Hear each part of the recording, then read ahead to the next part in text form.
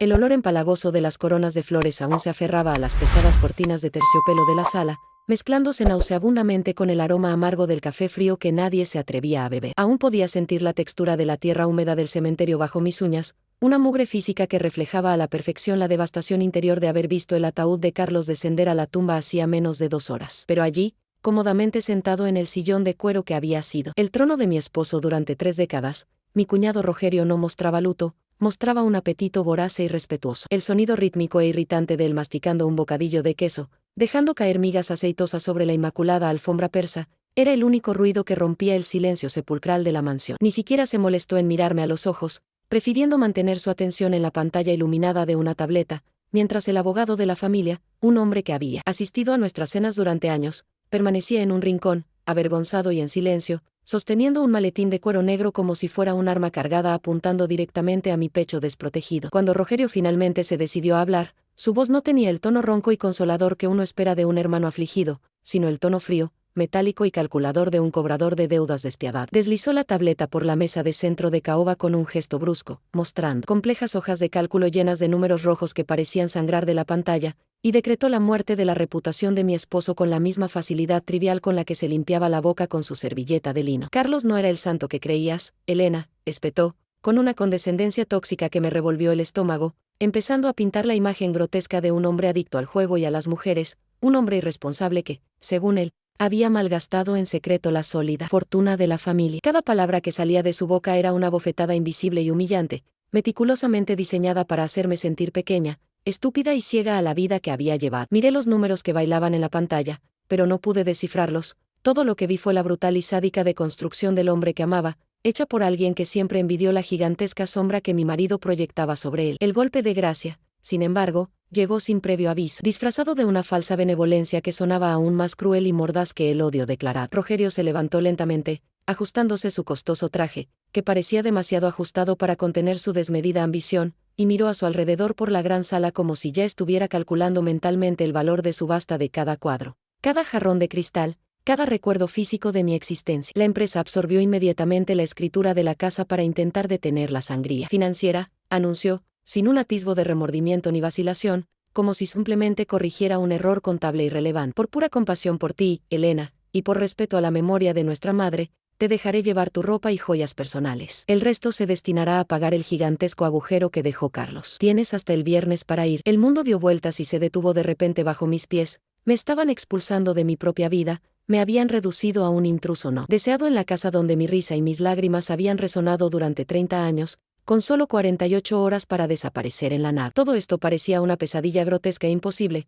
sobre todo teniendo en cuenta que, hace apenas 4 días, mi mayor preocupación era elegir el vino para nuestro aniversario de bodas. El martes había comenzado con su habitual tranquilidad dorada, con Carlos leyendo el periódico en el balcón y alabando la sonata de Chopin que yo estaba ensayando, hasta que el agudo sonido de una taza de porcelana al romperse en el suelo cortó el aire, seguido del sordo y terrible golpe sordo de su cuerpo al desplomarse. Corrí, con las manos temblando tanto que apenas pude llamar a emergencias, pero el silencio que emanaba de él ya era absoluto, una instantánea y brutal ausencia de vida que transformó al hombre fuerte que me protegía en una fría estatua en cuestión de segundos. La ambulancia llegó con sus luces intermitentes invadiendo nuestra privacidad. Los paramédicos gritaron códigos que no entendí, pero supe, con una certeza escalofriante en el estómago, que mi mundo seguro, esa burbuja de cristal donde había vivido protegida durante décadas, acababa de hacerse añicos irrevocablemente sobre ese frío suelo de mármol. Las siguientes 72 horas fueron una confusión alucinógena de rostros desconocidos y voces apagadas, orquestadas enteramente por Rogerio, quien tomó el mando incluso antes de que el cuerpo de su hermano se enfriara en la morgue. Entró en nuestra casa no como un familiar comprensivo, sino como un general que ocupaba territorio enemigo conquistado, confiscando el celular de Carlos, las llaves de la oficina y cerrando los cajones con llave con el pretexto de resolver la burocracia para no tener que preocuparme. Yo, aturdido por los tranquilizantes que su esposa me ofrecía con una sonrisa fingida cada hora, lo dejé hacerlo, agradeciéndole ingenuamente que me quitara ese peso de encima. Vagaba por los pasillos como un espectro vestido de negro, firmando papeles que él colocaba frente a mí sin leerlos, confiando ciegamente en que este hombre, que llevaba la misma sangre que mi esposo, estaba allí para garantizar mi seguridad, cuando en realidad estaba construyendo meticulosamente la jaula donde me encerraría días después. Ahora, mirando atrás, me doy cuenta con una amargura que me quema la garganta de cuánto de mi pasividad fue cómplice de esta tragedia anunciada, fruto de toda una vida tratándome como una muñeca de lujo incapaz de lidiar con la realidad. Carlos, con su amor infinito y protector, nunca me dejó pagar la luz, nunca me explicó cómo funcionaban las inversiones y siempre decía, déjame encargarme, querida, cuando surgía un problema. Me enorgullecía esta vida de artista, dedicada solo a la música y al hogar, sin darme cuenta de que esta alienación financiera me convertía en una presa fácil, una niña de 52 años perdida en un bosque oscuro y sin brújula. Mi ignorancia sobre el imperio que construyó no fue una bendición, como creía, sino la laguna legal, la falla estructural que Rogerio identificó con precisión quirúrgica para introducir sus mentiras y convencerme de que la sólida riqueza que nos sustentaba se había evaporado mágicamente de la noche a la mañana. Las señales del golpe comenzaron a aparecer sutilmente incluso durante el velorio, susurradas como veneno al oído de cualquiera que quisiera escuchar, preparando el terreno para la humillación final que vendría. Con la lectura del testamento, escuché a Rogerio comentar con un socio, en un tono falsamente serio, sobre deudas de juego impagables e inversiones arriesgadas que salieron mal, sembrando la duda en todos incluso antes de confrontarme. Cuando intenté usar mi tarjeta de crédito para comprar más flores para la tumba, la transacción fue denegada, y la vergüenza que sentí en ese momento fue solo un ensayo del terror que Rogerio desataría sobre mí en la sala. Lo había bloqueado todo preventivamente, alegando seguridad bancaria, pero ahora entiendo que era una táctica de guerra psicológica. Necesitaba dejarme sin recursos, sin acceso y sin dignidad, para que cuando explotara la bomba de la quiebra, yo estuviera demasiado débil para cuestionar, luchar o reaccionar. La mansión, que antaño vibraba con la calidez de nuestras reuniones y el sonido constante de mis áreas favoritas, se había transformado en un mausoleo frío y silencioso, donde mis pasos resonaban como una sentencia de culpa. Cada habitación por la que pasaba parecía rechazar mi presencia, como si las paredes supieran que la propiedad ya no me pertenecía, tratándome como un huésped indeseable que había tardado demasiado en marcharse. Los muebles, cubiertos con sábanas blancas por el personal contratado por Rogerio, parecían fantasmas informes en la penumbra, ocultando los recuerdos de toda una vida bajo una capa de polvorienta impersonalidad. Recorrí aquel lujoso laberinto sintiendo una náusea constante, un mareo vertiginoso causado no solo por la falta de comida, sino por la brutal constatación de que cada objeto allí, desde el jarrón min en el aparador hasta la alfombra donde derramamos vino en Nochevieja, se había reducido a un artículo de inventario en una fría hoja de cálculo de liquidación de deudas. Me detuve ante mi piano de cola,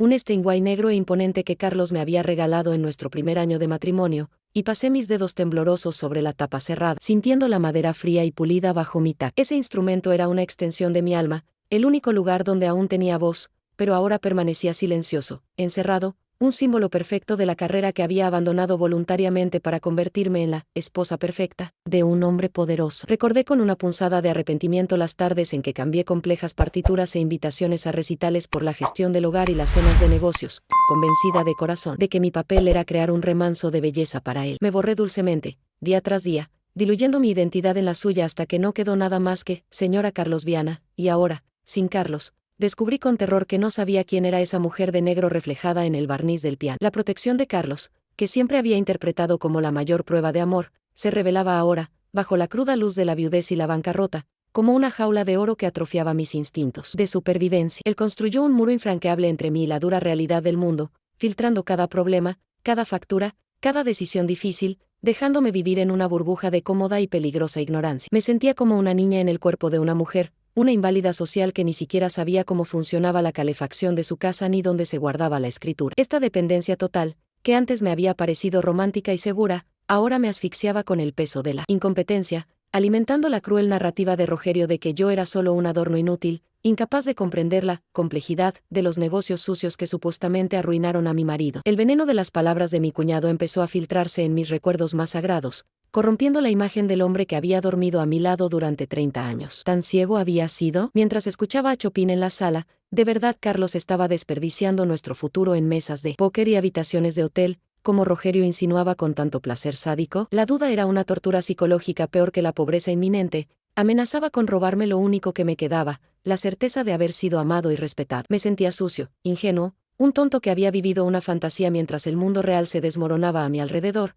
y esta vergüenza me quemaba las mejillas, haciéndome querer desaparecer, reducirme a polvo y ser barrido de esa casa junto con el resto de la basura, que no era lo suficientemente buena para pagar a los acreedores. Subí las escaleras hacia nuestra habitación con el corazón apesadumbrado, arrastrando los pies sobre la suave alfombra que pronto sería pisoteada por desconocidos tasadores inmobiliarios. Su aroma, una mezcla de tabaco suave, cuero y sándalo, aún se aferraba a las cortinas y almohadas, un fantasma olfativo que me hizo caer de rodillas junto a la cama vacía. Me abracé a su almohada con desesperación, inhalando profundamente, como si ese aroma fuera el oxígeno que me faltaba, sollozando con un dolor seco y ronco que me rascaba la garganta. Esa habitación, nuestro santuario privado de intimidad y secretos susurrados en la oscuridad, estaba siendo violada por la urgencia del desalojo. Cajas de cartón vacías se apilaban en un rincón, con la boca abierta esperando tragarse 30 años de ropa y pertenencias que Rogerio, en su generosidad, me había permitido llevar. Sin embargo, no pude permitirme el lujo de llorar. Sola por mucho tiempo, la sensación de ser observada era constante y opresiva, convirtiendo mi dolor en un espectáculo vigilado. La esposa de Rogerio, con su leve sonrisa y mirada depredadora, iba y venía de habitación en habitación con el pretexto de ayudarme a organizar, pero yo sabía que estaba allí para asegurarse de que no escondiera nada de valor, de que no me llevara joyas ni obras de arte que pudieran cubrir el supuesto déficit económico. La humillación de que sus ojos críticos revolvieran mis cajones de lencería, de tener que justificar cada joya que metía en la maleta, era degradante, me despojaba de la última capa de dignidad que me quedaba. Era prisionera en mi propia casa, vigilada por carceleros que vestían ropa de diseñador y hablaban en voz baja mientras me despojaban de todo. Afuera cayó la noche, trayendo una lluvia fina y persistente que golpeaba las ventanas como lágrimas contenidas, intensificando la sensación de absoluto aislamiento en aquella vasta y hostil mansión. Me sentí como un náufrago en tierra firme, rodeado por los restos de una vida que parecía haber pertenecido a otra persona, una Elena con futuro, seguridad y amor. Ahora, solo quedaba la viuda en bancarrota, la mujer que tendría que aprender a caminar sola a los 52 años, cargando con la culpa de no haber protegido el legado de su marido y el terror de no saber dónde dormiría dentro de 2 días. Fue en este estado mental, destrozada, humillada y dolorosamente sola, que me arrastré hasta el armario para la última y más dolorosa tarea de todas, vaciar la ropa de Carlos, decidir qué donaría y qué tiraría, sin saber que el destino estaba a punto de cambiar ante mis ojos. La pila de ropa destinada a la basura crecía en el centro de la alfombra peluda, una montaña de telas que Rogerio y su esposa consideraban indignas de venta o subasta. Elvira, su esposa, vigilaba cada uno de mis movimientos desde la puerta del armario, con los brazos cruzados y esa mirada de fingida compasión que apenas disimulaba su impaciencia porque terminara rápido y desapareciera. Mis ojos, hinchados y ardientes, se posaron en un viejo y desgastado abrigo de lana a cuadros que Carlos usaba religiosamente en sus solitarias mañanas de pesca dominicales. Olía a río, tabaco barato y lluvia, todo lo contrario de los impecables trajes italianos que usaba para trabajar, y quizás por eso Rogerio lo despreciaba tanto, llamándolo un trapo de mendigo. Para mí, sin embargo, ese abrigo era la esencia del Carlos humano, vulnerable y relajado, lejos de las presiones de la empresa que supuestamente lo arruinó. En un silencioso acto de desafío, acerqué el abrigo hacia mí, decidida a salvarlo de la humillación de ser arrojado a la basura, deseando solo abrazar algo que aún contenía el calor fantasma de mi marido. Abracé la áspera tela contra mi pecho, hundiendo la cara en el cuello para inhalar ese aroma familiar que me transportaba a tiempos más sencillos, pero al apretarla con mi cuerpo, sentía algo extraño. Había un bulto duro, pequeño e irregular escondido en lo profundo del forro, a la altura del corazón, algo que no debería estar allí. Mis dedos palparon la tela con discreta urgencia. No era la textura de un paquete de cigarrillos olvidado ni de un encendedor, sino algo metálico, frío y denso, cosido a propósito dentro de la estructura del abrigo, lejos de cualquier bolsillo accesible. Carlos era un hombre práctico, torpe con las labores manuales, incapaz de coser un botón sin pincharse el dedo, así que darme cuenta de que él, o alguien, había descosido y vuelto a coser ese forro para ocultar algo me provocó un escalofrío que despertó un instinto de alerta que atravesó la neblina de los tranquilizantes. Le di la espalda a la puerta, usando mi propio cuerpo como escudo para bloquear la vista de Elvira, fingiendo doblar la prenda con excesivo cuidado mientras mi mano derecha buscaba frenéticamente las tijeras de uñas en el tocador. Mi corazón latía tan fuerte que temía que el sonido resonara en el silencio opresivo de la habitación. Cada segundo parecía una eternidad alargada por el miedo a ser descubierto. Con manos temblorosas y sudorosas, atravesé el forro de seda sintética. El sonido de los hilos al romperse me sonó como un cañonazo, aunque era solo un susurro de tela rasgándose. Mis dedos se hundieron en la abertura clandestina y tocaron el frío metal, atrayendo a la tenue luz de la lámpara el secreto que Carlos había guardado, literalmente cerca de su pecho hasta el momento de su repentina muerte. En mi sudorosa palma reposaba una pesada llave antigua de plata, cuyo robusto diseño no encajaba en ninguna puerta de aquella casa moderna, con solo un grabado profundo y austero en el metal, el número 308. Enrollado alrededor del mango de la llave, sujeto por una goma elástica reseca, había un trocito de papel de cuaderno, tan doblado que parecía confeti. Abrí la nota conteniendo la respiración y reconocí de inmediato la letra de mi marido,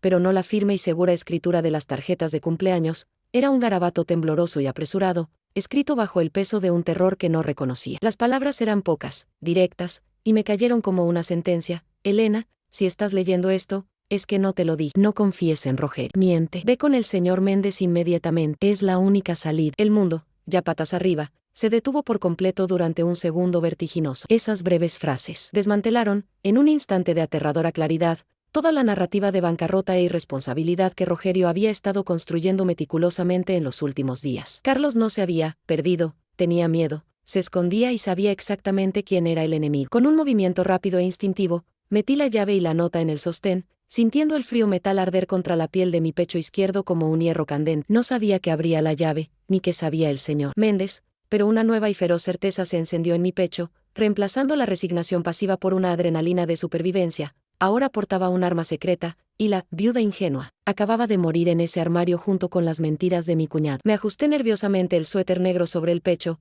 rezando para que el contorno de la llave escondida en mi sostén no se viera bajo la fina tela. El metal, calentado por el calor febril de mi piel, parecía latir contra mi corazón. Acelerado, un secreto pesado y agudo que ahora dictaba el ritmo de mi respiración superficial. Me volví hacia Elvira con la mejor máscara de derrota que pude, agarrando mi equipaje de mano con fingida debilidad, mientras mis pensamientos corrían, recalculando cada interacción que había tenido con Carlos en los últimos meses. Ya terminé, susurré, con la voz ahogada por la emoción, ya que ella esperaba oírla, pero por dentro, una furia fría comenzó a cristalizar mis lágrimas. Ya no era solo la viuda afligida, era la guardiana de una verdad peligrosa, y necesitaba sacar ese objeto de allí antes de que decidieran registrarme físicamente, una posibilidad que, dada su creciente crueldad, no parecía del todo descabellada. Bajé la escalera de mármol, mis piernas temblaban, no de debilidad, sino de la insoportable tensión de llevar la prueba de la traición de Rogerio delante de sus narices. Encontré a mi cuñado en el recibidor, sosteniendo un vaso de cristal con whisky importado de Carlos, una botella que mi esposo guardaba para ocasiones especiales y que Rogerio ahora bebía como agua. Me miró de arriba abajo con un desprecio que rozaba el asco,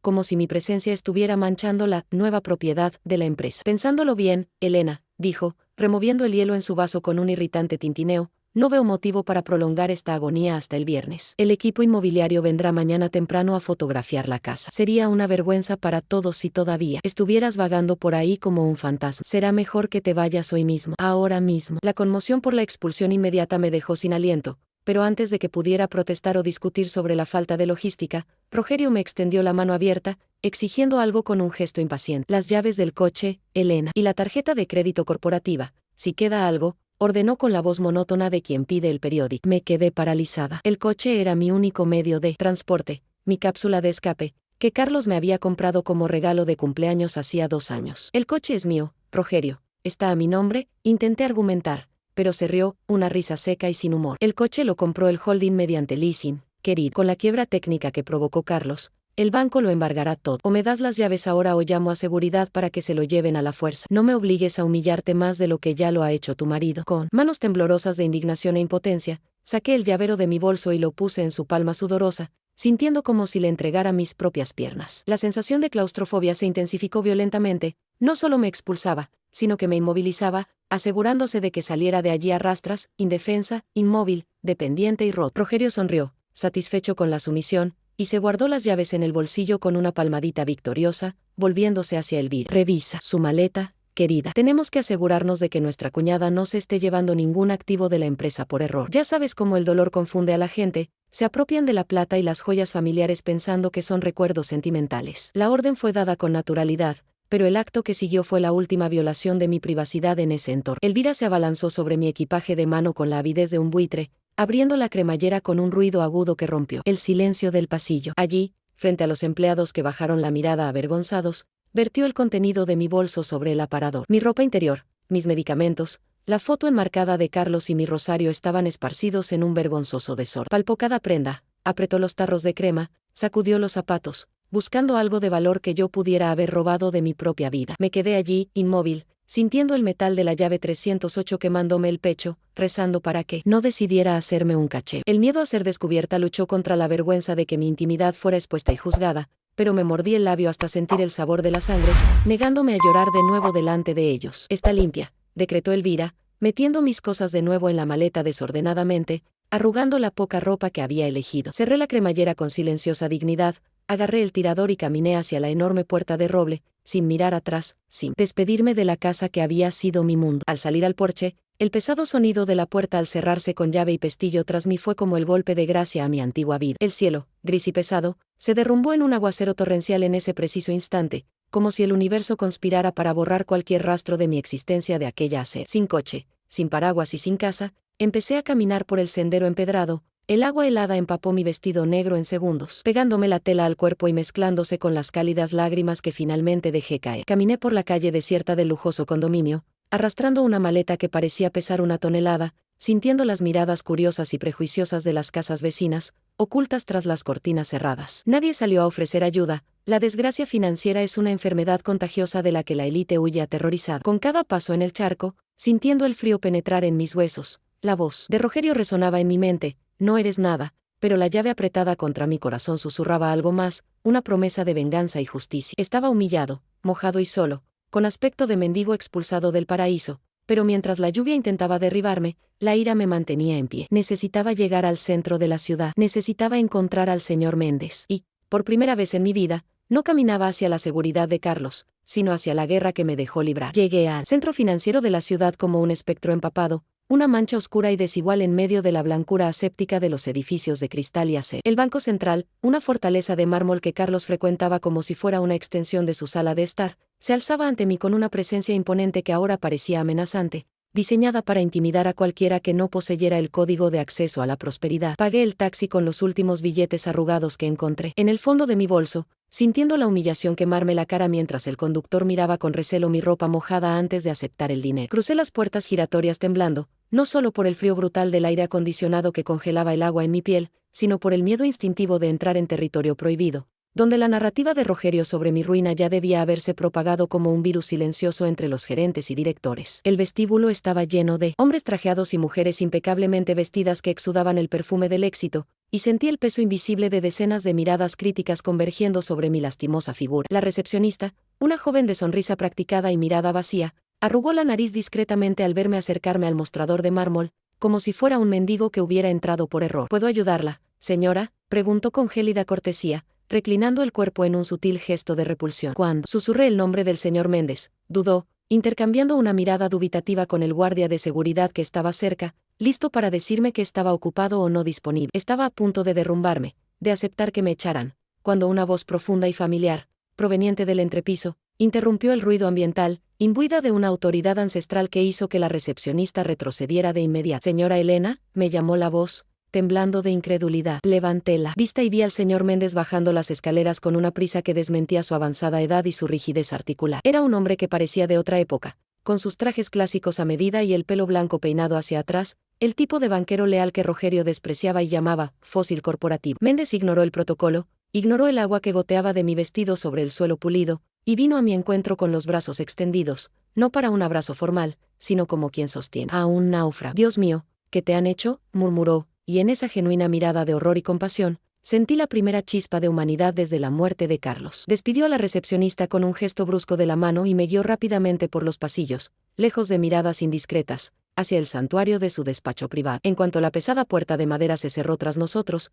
aislando el bullicio del banco, el señor Méndez la cerró con 2 vueltas y bajó las persianas horizontales, sumiendo la oficina en una penumbra conspirativa. El aire olía a café rancio y papeleo, un reconfortante aroma a burocracia segura. Me hizo sentar en su sillón de cuero, ofreciéndome un vaso de agua con manos que temblaban visiblemente, revelando que su nerviosismo era tan grande como el mío. Me enteré del desalojo. Las noticias corren rápido en los pasillos de la maldad, doña Elena, dijo, sentado al final del escritorio, mirándome, con el rostro pálido y serio. Rogerio está moviendo montañas para liquidarlo todo antes de que se complete el inventario oficial. Actúa con la ferocidad de quien tiene algo terrible que ocultar, y temía que usted fuera la primera víctima de su purga de archivos. La mención del comportamiento sospechoso de Rogerio trajo a la superficie con una claridad cristalina un recuerdo reciente, reprimido por el trauma. Recordé a Lucia, nuestra fiel ama de llaves durante 20 años, sujetándome del brazo en la cocina minutos antes de irme, con los ojos abiertos por el miedo mientras susurraba: doña Elena, el señor Rogerio estuvo aquí la noche en que murió el jefe. Vi la luz de la oficina encendida a primera hora de la mañana. Estaba quemando papeles en la chimenea. No lloraba,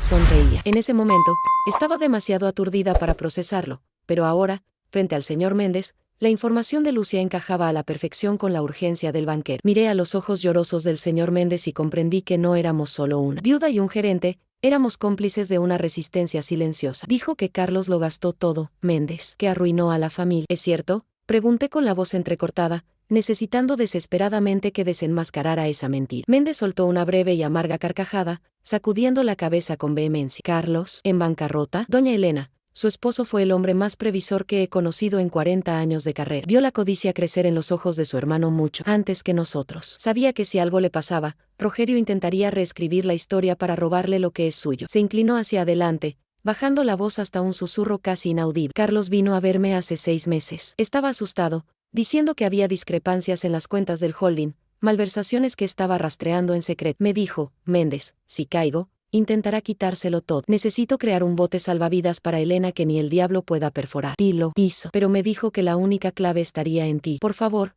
dime que encontraste algo. Con el corazón latiéndome con fuerza, busqué mi sostén y me quité el objeto frío que me había marcado la piel durante la huida. Al colocar la llave plateada número 308 sobre la mesa de cristal, el sonido metálico resonó como un disparo en el silencio de la habitación. El señor Méndez la miró como si presenciara un milagro religioso. Palideció aún más y se llevó la mano a la boca para ahogar una exclamación. La 308, susurró, tocando el metal con reverencia. Es una caja de máxima seguridad, de nivel diplomático. No está en el sistema digital del banco. No existe para Hacienda, no existe para los auditores de Rogerio. Solo alguien con esta llave física y mis datos biométricos puede abrir. Me miró y, por primera vez, vi un atisbo de esperanza en ellos. Lo que hay dentro, doña Elena, no es solo dinero. Es la pólvora que su marido guardó para destruir el imperio de mentiras de su hermano. Bajemos. Ahora mismo. El descenso al sótano del banco se hizo en un ascensor privado que olía a aceite de máquina y secretismo, una caja metálica que parecía llevarnos a las entrañas de la tierra, lejos de la luz del día y de las leyes de los hombres comunes. El señor Méndez tecleó códigos complejos en el panel con dedos temblorosos, su respiración ruidosa en el espacio confinado,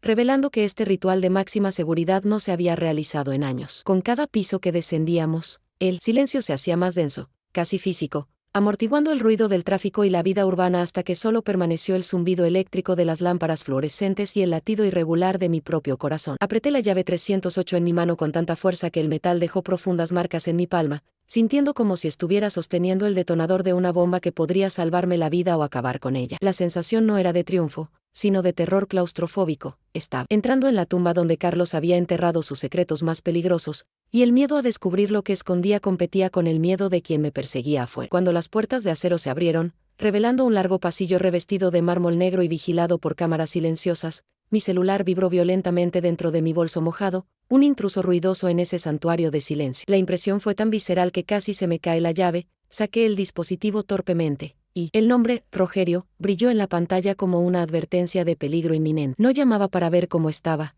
buscando. Rechacé la llamada con dedo tembloroso, pero inmediatamente apareció un mensaje de texto, con las letras brillantes atravesándome los ojos. Sé que te fuiste. El portero me avisó. Si gastas el dinero que robaste de la empresa, te meteré en la cárcel hoy. Estoy rastreando tu teléfono. El pánico me subió por la garganta como bilis ácida. Él lo sabía. Venía. El tiempo, que antes parecía detenido, ahora corría en mi contra, convirtiendo cada segundo de vacilación en una posible sentencia de muerte. El señor Méndez notó mi terror al leer el mensaje y aceleró el paso, guiándome hacia la enorme puerta circular de la bóveda principal, una maravilla de la ingeniería que parecía la entrada a un búnker nuclear. No puede entrar aquí, señora Elena, ni con una orden judicial, ni con la policía, ni sin una orden federal que tardaría días en obtenerse. Aquí abajo. Usted es intocable, dijo, pero su voz delataba la duda de quien conoce el poder corruptor del dinero de Rogerio. El gerente giró la gran rueda de acero, y el sonido de las cerraduras al abrirse sonó como el gemido de un gigantesco despertar. El aire que escapaba del interior de la cámara era gélido, seco y cargado con el inconfundible olor a papel viejo y metal frío, el aroma de la riqueza estancada. Entramos en la sala de las cajas de seguridad, interminables filas de cajones numerados que guardaban los pecados y las fortunas de la élite de la ciudad, y mis ojos recorrieron las paredes plateadas hasta encontrar, a la altura de los ojos, el número 308. La ceremonia de abrir la caja fue insoportable por su necesaria lentitud. Me temblaban tanto las manos que el señor Méndez tuvo que sujetarme suavemente la muñeca para guiar la llave hasta la cerradura. Cuando el metal se deslizó en el agujero, se oyó un clic perfecto y satisfactorio, seguido del pitido electrónico de la confirmación biométrica del gerente. Sacamos el cajón largo y pesado, y su peso casi me hizo perder el equilibrio. No era la ligereza de los papeles, sino la enorme densidad de algo mucho más sustancial. Colocamos la caja sobre la mesa auxiliar y, con un último aliento de coraje, levanté la tapa. El brillo que emanaba no era metafórico. Pequeños y pesados lingotes de oro cubrían el fondo de la caja, un respaldo financiero que Carlos había convertido discretamente, asegurando que, incluso si los bancos quebraban o congelaban mis cuentas, tendría liquidez absoluta en cualquier parte del mundo. Pero el oro, a pesar de su valor, era solo la base. El verdadero tesoro yacía encima. Sobre la cama dorada yacía un grueso sobre marrón, sellado con cinta adhesiva, y una libreta negra encuadernada en cuero, de esas que Carlos usaba para tomar notas rápidas. Abrí el sobre con una violencia desesperada, esparciendo los documentos sobre la mesa. No eran solo extractos bancarios, eran pruebas. Había copias de correos electrónicos, transferencias bancarias ilícitas a cuentas en paraísos fiscales a nombre de Rogerio y firmas falsificadas de Carlos autorizando préstamos que nunca entraron en la empresa. El agujero que Rogerio afirmaba que existía era, de hecho, el dinero que él mismo había robado sistemáticamente durante 5 años. Mi marido no había sido irresponsable,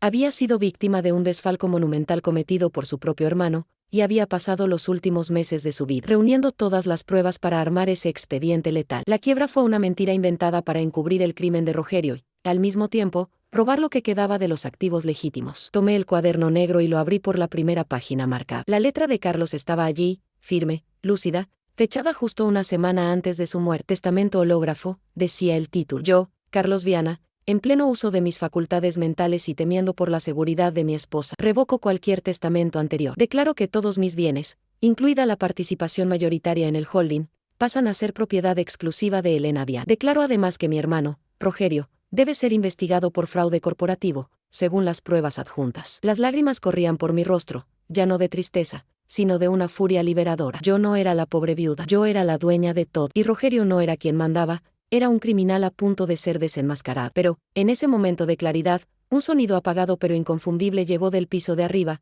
filtrado por el hueco del ascensor, gritos, voces alzadas, y la voz chillona de Rogerio exigió ver al gerente. Había llegado. El sordo sonido del caos en el vestíbulo se filtraba por el hueco del ascensor como el lejano estruendo de una tormenta, pero sabía exactamente quién era el trueno. Rogerio estaba allí arriba, con la voz distorsionada por la furia, golpeando los protocolos del banco con la misma violencia con la que había demolido mi vida en los últimos días. El señor Méndez miraba al techo con el pánico de quien ve las grietas en una presa, pero, extrañamente, mi miedo estaba experimentando una transmutación química. Sosteniendo la libreta de cuero de Carlos, sentí el peso físico de su presencia anclándome allí. El monstruo que gritaba en mi cabeza ya no era una pesadilla omnipotente, era solo un hombre desesperado perdiendo el control, mientras yo, enterrado a metros bajo tierra, finalmente sostenía las riendas de la verdad. La seguridad de esa bóveda no provenía de las paredes de acero, sino de la repentina certeza de que ya no estaba indefenso. Pasé la página del cuaderno, rozando con los dedos la tinta que Carlos había impreso sobre el papel con evidente frustración y urgencia. Elena me preguntó hoy por qué estoy tan cansado.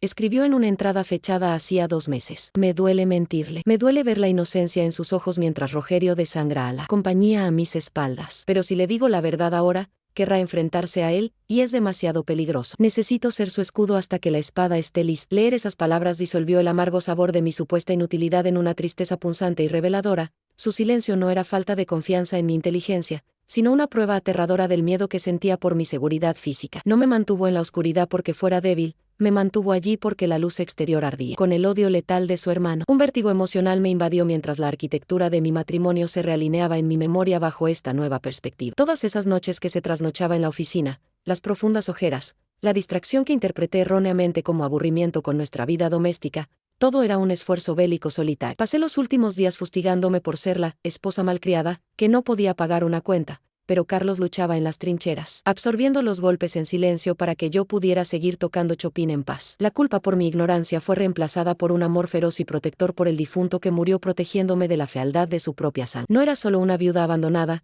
era la superviviente designada de su batalla, la única testigo de su sacrificio silencioso. Mis ojos se posaron en el expediente de pruebas esparcido entre los lingotes de oro, que documentaba una cronología de traición que me revolvió el estómago. Había transferencias ilícitas fechadas en Nochebuena, retiros hechos en nuestro aniversario de bodas, un parasitismo sistemático disfrazado de hermandad corporativa. Rogerio no solo robó dinero, robó la paz de los últimos años de Carlos, convirtiendo nuestros momentos familiares en oportunidades para la malversación de fondos. Cada sonrisa que Rogerio me dedicó en la mesa durante los últimos 5 años fue una mentira venenosa. Se comió nuestra comida y bebió nuestro vino, mientras afilaba el cuchillo para degollarnos. La indignación que me inundó el pecho era ardiente, sólida y vibrante, un combustible mucho más potente y duradero que el dolor paralizante. Volví a mirar el oro, un metal frío, amarillo e indiferente. Esos lingotes garantizaban mi libertad financiera, sí, pero el papel en mi mano era la retribución moral que anhelaba. Carlos no solo me había dejado rica, me había dejado armada hasta los dientes. Sabía que no estaría allí para apretar el gatillo, así que cargó el arma, apuntó al blanco y la puso en mis manos, confiando en que, llegado el momento, la frágil Elena encontraría la fuerza para disparar. Y tenía razón. La mujer que temblaba ante la idea del conflicto, que se disculpaba por existir, había sido quemada por la humillación de la lluvia y el desalojo. En su lugar, nació alguien que comprendió, con claridad meridiana, que la justicia no es algo que se recibe como regalo, es algo que se toma a la fuerza. Logró pasar la primera barrera de seguridad, susurró el señor Méndez, leyendo un mensaje en su busca con manos temblorosas y la cara bañada en sudor frío. Bajará con el jefe de seguridad del banco, alegando que robaste documentos confidenciales del holding. Cerré la libreta de golpe con un golpe seco y definitivo, recogí los documentos incriminatorios y los metí en mi bolso mojado como si fueran munición. Me sequé las lágrimas con el dorso de la mano, no por vergüenza, sino porque me impedirían ver lo que estaba. Venir. Que venga, dije, con la voz extraña, ronca, baja y firme como la de Carr. No iba a escapar por la salida de emergencia trasera. Iba a subir por ese ascensor y encontrarme con la mirada de mi cuñado, no como la víctima que había creado, sino como el verdugo que nunca esperó encontrar. El zumbido mecánico del ascensor al descender sonaba como la cuenta atrás de una bomba de relojería, reverberando en las paredes de acero de la bóveda como un trueno enjaulado. El señor Méndez se retiró a las sombras, un hombre de números aterrorizado por la violencia inminente, pero yo permanecí inmóvil en el centro de la habitación, bañado por el resplandor artificial que se reflejaba en los lingotes de oro expuestos, transformando la escena en un altar de justicia. Mi mano descansaba sobre el expediente de pruebas con una calma que desconocía, una estabilidad gélida nacida de la absoluta certeza de que la verdad estaba de mi parte. Podía oír la respiración jadeante de Rogerio al otro lado de la puerta metálica incluso antes de verlo, un animal rabioso oliendo sangre, y comprendí que, por primera vez en 30 años, no temía disgustar. El miedo se había evaporado, reemplazado por una claridad letal, estaba a punto de destruir su mundo con la misma cruel eficacia con la que él había intentado desmantelar el mío. Las puertas del ascensor se abrieron de golpe y Rogerio irrumpió en la antesala de la bóveda, seguido de 2 guardias de seguridad del banco con aspecto avergonzado. Vacilante. Iba despeinado, con la corbata torcida y el rostro enrojecido de rabia, una grotesca caricatura del refinado hombre de negocios que pretendía ser. Al verme allí, desafiante, ante la bóveda abierta, entrecerró los ojos como rendijas de puro odio. No vio el oro de inmediato, solo vio a su víctima, descontrolada. Ladrón lunático, gritó, con su voz resonando violentamente en el espacio reducido, abalanzándose sobre mí con el dedo índice. Has entrado en propiedad del banco. Has robado documentos del holding. Entrégame esa bolsa ahora, Elena, o te juro que te internaré en un sanatorio antes del anochecer. Estás delirando de dolor, eres peligroso para ti mismo. Intentó alargar la mano y arrebatarme la bolsa del hombro, pero no me inmuté. En cambio, golpeé con la mano abierta la mesa de cristal donde estaba el expediente, un sonido seco y autoritario que hizo que los guardias de seguridad se detuvieran y Rogerio dudara un instante. No des un paso más, Rogerio. Mi voz salió baja pero afilada como una cuchilla, vibrando con una autoridad que nunca me había oído decir. No estás hablando con la viuda llorosa a la que intimidaste en la sala. Estás hablando con el accionista mayoritario de Viana Participacoes. Y estás asaltando mi caja fuerte. El silencio que siguió fue pesado, denso, cargado con la disonancia cognitiva de él intentando procesar mi cambio de postura. Se rió nervioso, mirando a los guardias de seguridad en busca de apoyo. ¿Accionista mayoritario? Eres una ama de casa en bancarrota que ni siquiera sabe firmar un cheque. Carlos dejó deudas, estúpida. Carlos no dejó deudas, repliqué, manteniendo el contacto visual, desgarrándole el alma. Tomé el primer documento de la cima de la pila y lo deslicé por la mesa hasta que se detuvo frente a él. Carlos dejó pruebas. Pruebas de que las deudas fueron inventadas. Pruebas de que desviaste 12 millones de reales a cuentas en las Islas Caimán durante los últimos 3 años. Pruebas de que falsificaste su firma en contratos de préstamo la semana que estuvo hospitalizado para exámenes cardíacos. Rogerio miró fijamente el papel. Sus ojos recorrieron los números, las fechas, los registros bancarios que creía enterrados digitalmente. El color desapareció de su rostro en un instante, convirtiendo el rojo de la ira en un gris cadavérico. Su arrogancia física se marchitó, sus hombros se desplomaron y pareció encogerse 10 centímetros ante la irrefutable materialidad de sus crímenes. Esto es un invento. Carlos estaba loco, balbuceó,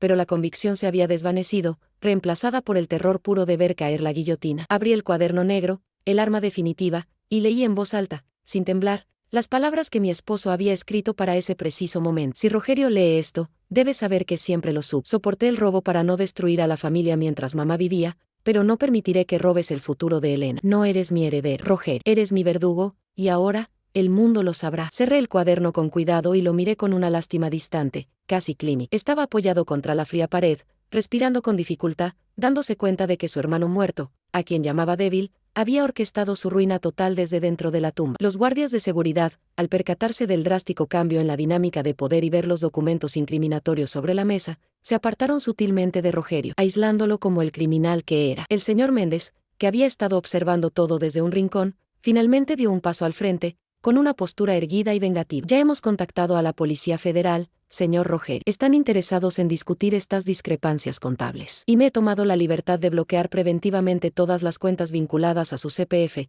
de acuerdo con la autoridad que el testamento del señor Carlos me otorga como albacea temporal. Rogerio miró al gerente con odio, pero ya no tenía aliento para gritar. Estaba rodeado de muros de acero, del oro que nunca sería suyo y de la mujer a la que había subestimado fatalmente. Rodeé la mesa y me detuve frente a él, invadiendo su espacio personal como él me había hecho tantas veces. Su olor, antes intimidante, ahora era solo el acre olor a sudor y miedo. Me diste 48 horas para salir de mi casa, dije, saboreando cada sílaba. Pero la casa nunca fue de la empresa, Rogerio. La casa está a mi nombre, protegida por un fondo que Carlos creó hace años y que tú, en tu avaricia, nunca te molestaste en investigar. Eres tú quien va a irse de aquí, no mi casa, sino mi vida, la empresa y mi libertad. La humillación que intentaba infligirme volvía a él multiplicada, un boomerang de karma que le dio justo en medio de la frente. Abrió la boca para hablar, para manipular, para suplicar, pero no salió nada. Estaba vacío. El clímax de esa tarde no fue una pelea física, sino el colapso moral de un tirano ante la cruda realidad. Vi en sus ojos el momento exacto en que comprendió que lo había perdido todo, dinero, prestigio y control. Y lo peor para él no fue la prisión,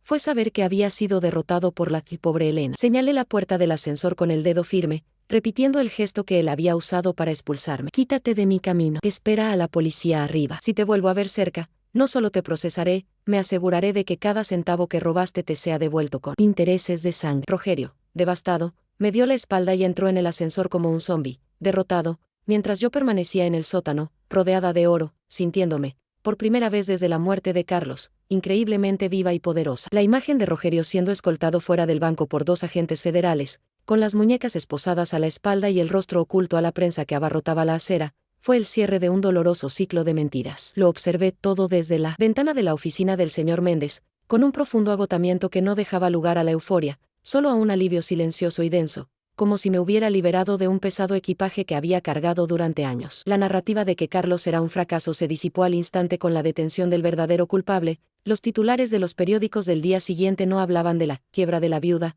sino del fraude millonario del hermano envidioso. La justicia no devolvió a mi esposo ni borró el dolor de la pérdida, pero limpió su nombre con la dignidad que merecía, restaurando el honor del hombre que murió intentando proteger. Ver a Rogerio subir al coche de policía, pequeño y derrotado, fue la confirmación física de que la bondad de Carlos no había sido debilidad, y que mi ingenuidad finalmente había muerto junto con la arrogancia de mi cuñado. Regresé a la mansión ese mismo día, ya no como un intruso con tiempo limitado, sino como dueño absoluto de cada ladrillo, cada recuerdo y cada silencio. Sin embargo, al recorrer los vastos pasillos, ahora vacíos de la tóxica presencia de Rogerio, me di cuenta de que aquella monumental casa ya no era mi hogar, era simplemente un grandioso escenario para una obra que ya había terminado. El frío lujo, que antes cuidaba con tanto esmero para complacer a Carlos y a la sociedad, ahora me parecía opresivo, un mausoleo de ecos que amplificaba mi soledad en lugar de abrazar. Tomé la decisión allí mismo, de pie en el centro de la sala donde me habían humillado. No necesitaba aquella fortaleza para demostrar mi valía ni para mantener viva la memoria de Carlos. Puse la propiedad en venta la semana siguiente, negándome a vivir atrapada en un museo del pasado. La venta fue rápida, simbólica y liberadora, permitiéndome transformar aquel bien inmovilizado en un nuevo comienzo fluido y totalmente personal. Con el dinero de la venta y la fortuna recuperada de la Caja de Seguridad 308, compré una casa de una sola planta, mucho más pequeña y acogedora, en un barrio arbolado donde el sol se filtraba por todas las ventanas, disipando las sombras que habían marcado mi dolor. Lo primero que encargué para la nueva sala no fue un sofá de diseño ni una obra de arte costosa, sino un piano de cola nuevo, elegido personalmente por mí, no como decoración, sino como instrumento de trabajo y sanación. Por primera vez en décadas, no tocaba para entretener a los invitados en cenas de negocios ni para llenar el silencio de fondo de la vida ajena, tocaba para mí misma. La música que emanaba de esas teclas ya no era tímida ni contenida, era vibrante, llena de cicatrices y fuerza, la banda sonora de una mujer que había aprendido a gestionar sus propias finanzas, firmar sus propios contratos y definir su propio destino sin pedir permiso a nadie. La transformación interior fue aún más profunda que el cambio de domicilio, la Elena que temblaba ante la desaparición de los extractos bancarios, forjada en el fuego de la traición y templada por la necesidad de sobrevivir. Me miré al espejo y ya no vi a la viuda de Carlos, sino a una superviviente que desmanteló una conspiración corporativa usando solo la intuición y un abrigo viejo. La llave plateada número 308, que me abrió las puertas de la libertad, no regresó a una caja fuerte oscura, la enmarqué en una caja de acrílico transparente, colocándola sobre el piano como un trofeo silencioso y un recordatorio constante. Representó el momento en que dejé de ser espectadora de mi vida y tomé las riendas, la prueba física de que, incluso cuando nos arrancan el suelo bajo los pies, aún tenemos la capacidad de construir nuestras propias alas durante la caída. Hoy, cuando me siento al piano y dejo que mis dedos recorran las teclas de marfil, el sonido que llena la habitación iluminada por el sol ya no es solo una melodía, es una declaración de existencia. Solía creer que la seguridad se construía con muros altos, cuentas bancarias invisibles y un esposo protector que se interponía entre mí y la dureza del mundo, pero la vida me enseñó, de la manera más brutal posible,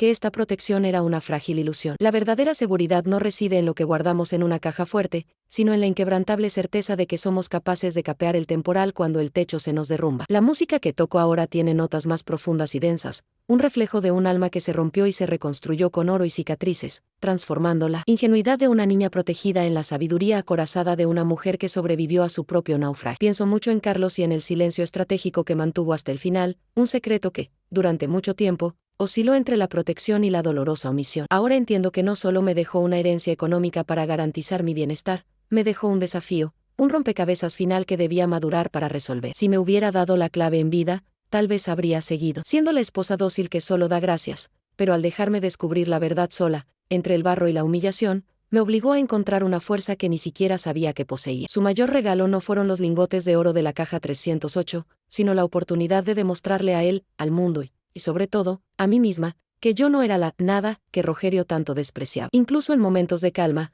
aún siento el fantasma de la lluvia gélida de aquella tarde en que me expulsaron de la mansión, vagando sin rumbo con una maleta y el corazón roto. Esa lluvia no solo me empapó, fue un bautismo necesario, que arrasó con la Elena pasiva que aceptaba migajas de atención y forjó, en el choque térmico de la desesperación, a la Elena que derriba tiranos. Necesitaba tocar fondo, saborear el amargo sabor de la impotencia absoluta, descubrir que tocar fondo tiene un resorte. El dolor de la traición y el miedo a la miseria fueron los combustibles que quemaron mis inseguridades, transformando el dolor paralizante en una indignación impetuosa que me impulsó hacia adelante cuando todo me decía que retrocediera y me rindiera. Es una amarga ironía, pero siento una extraña gratitud por el papel villano que Rogerio desempeñó en mi historia, porque sin su crueldad, quizá nunca habría despertado de mi letargo de bella durmiente. Él fue el catalizador involuntario de mi emancipación, al intentar aplastarme con el peso de su codicia y arrogancia. Solo compactó mi voluntad hasta endurecerla como un diamante. Subestimó la capacidad de reacción de una mujer herida, creyendo que la bondad era sinónimo de debilidad, y pagó el precio de esta ignorancia con su propia libertad. Hoy, es solo un recuerdo desagradable,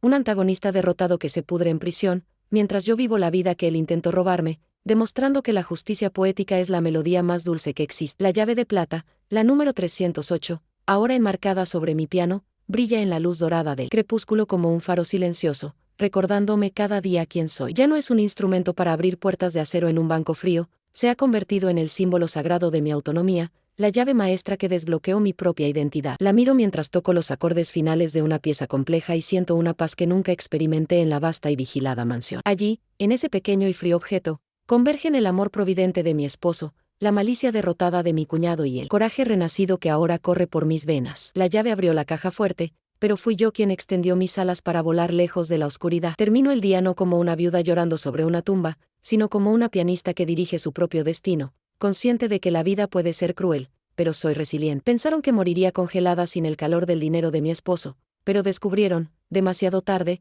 que siempre llevé el fuego dentro de mí. Carlos se fue, pero no me dejó sola, me dejó conmigo misma, y descubrí que esta es la mejor compañía que podía tener para afrontar el resto de mi camino. La música termina, el silencio de la habitación es acogedor y seguro, y sonrío, finalmente realizada, sabiendo que no hay caja fuerte en el mundo capaz de encerrar la libertad de una mujer que ha aprendido a no temer su propia fuerza.